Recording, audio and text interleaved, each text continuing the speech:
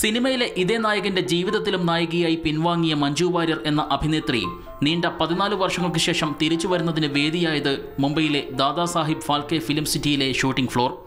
ഒപ്പമുണ്ടായിരുന്നത് സാക്ഷാൽ അമിതാഭ് ബച്ചൻ.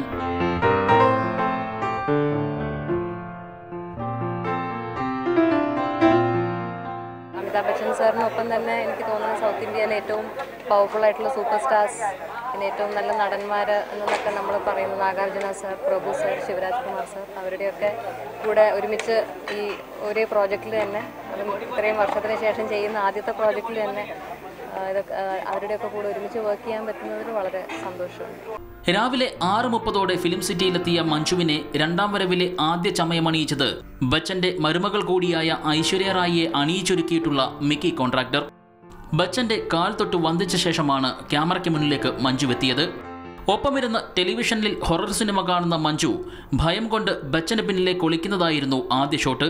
ആദ്യ ഷോട്ട് തന്നെ ഓക്കെയാക്കിയ മഞ്ജു അഭിനയത്തിന്റെ നവരസങ്ങൾ തന്നിൽ നിന്നും ചോർന്നു പോയിട്ടില്ലെന്ന് തെളിയിച്ചു. മാതൃഭൂമി ന്യൂസ്, മുംബൈ.